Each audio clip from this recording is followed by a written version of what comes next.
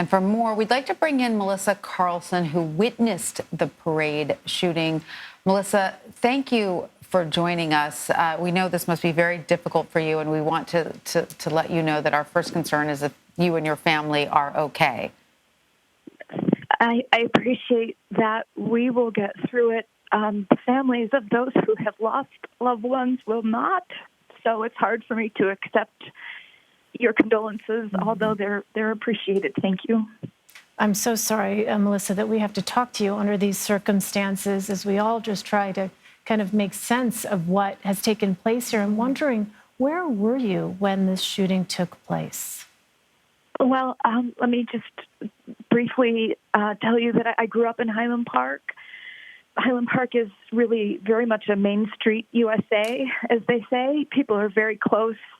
It's a very quiet, inclusive community. I knew a lot of people at the parade. I knew children who were on floats in the parade. And yesterday, as we have done every year my whole life, we started out walking. We were actually a little bit late, which I think perhaps was a blessing. We were in an alley that is parallel to Central Avenue. I live on Central Avenue and grew up on Central Avenue, so this is literally and figuratively extremely close to home for me. We were walking down this alley, which sort of spills out into the parade route, and I started to hear the gunfire. It was, what you typically hear gunfire sounds like, pop, pop, pop, but not not like this. I mean, this was very, very, very loud, and the first thought I had was, that's odd. Why would they do something like that so close to the crowd? Why would they, have fireworks or some such so close to the crowd?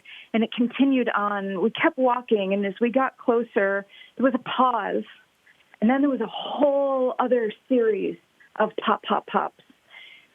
And I thought, this isn't right. So I stopped walking, and I said to my son, something feels off here. There was another pause, and then there was another round.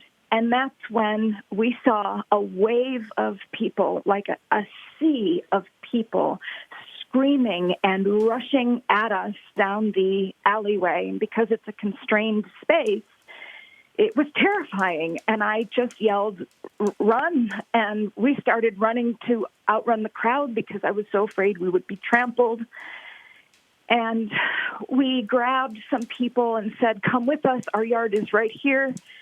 We had several people sheltering in place in our yard, among them children, some of whom were not with their families. We gave them our address so they could reach out and be picked up. And then a mother driving a minivan down the alley was screaming, have you seen my child? Have you seen my child? We never found out if she got reunited with him or not. He was not with us. And we just stayed there with the helicopters overhead. We got people water and offered them, bathrooms, and just tried to take care of the kiddos that were with us until, everything blew over, which took quite a long time because he had not been apprehended at that point and, as you know, had not been apprehended for quite some time thereafter. Yeah, Melissa, I mean, everything that you are describing is just, terrifying to imagine, and, the fear that must have been with you. How long was that period before you found out that the gunman had been apprehended? Because, of course, like you say, you didn't know how this was all unfolding, correct? I mean, you didn't know whether there was still danger at large while you had run to your yard, correct? Correct. And we could tell it was a police helicopter that was overhead and not news helicopters, which made us a little nervous because it seemed as though they were on a hunt.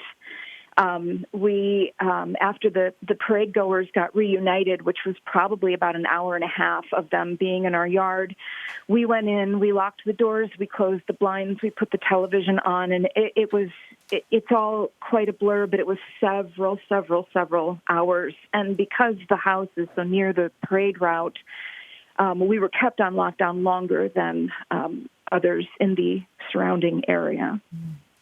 Melissa, I'm wondering what it is that you and others said to the children, especially, that you say were sheltering in your yard, some of whom had been separated from their families. There was one girl in particular, I'd say maybe 14, who was alone. She was just standing in the corner of the yard by herself, and you could tell that she was in a state of shock. And I'm a mama, and I wanted so badly to hold her, but I tried to respect what the vibe that she was giving out, and she was clearly on the phone with her parents. I kept just checking in on her, asking her if she was okay, but her face was just completely white, and she just stared off into space. I sat near her, but not too close to sort of give her what I felt that she needed. It's hard. There's no textbook here, right? It's hard to know what to do. Yeah, no, Melissa, you're a mother. Elaine and I are both mothers. We feel for you. I mean, listening to what you're saying is very hard to take, I have to say. But if you could just let us know how you're processing all of this. Well, not very well. And anyone who's listening who happened to be there or in Uvalde or, the lengthy list of places now that are a part of this club that nobody wants to be in. We all need mental health support. It's there. I know we all have varying means, but it's there. I urge people to try to find it. I'm going to try to find it. I'll tell you something. When I was 15 years old, a woman named Lori Dan went on a shooting rampage along the North Shore. And I was locked in my classroom. This was unheard of then. I am 50 years old, and we are still here. And there's so much pain and loss of life and people in need of those mental health resources. Still, after all that time, that gunman doesn't know your political affiliation, and misuse of a firearm affects all of us. And this circle is closing. This club is getting larger. All of us are vulnerable, and we will all remain vulnerable until something changes. Melissa, what would you like to see change? In my mind, we need to fund mental health. We need to amend gun laws and access to guns. And we need to teach inclusivity. Whenever these things come up, I think about not enough funding for mental health.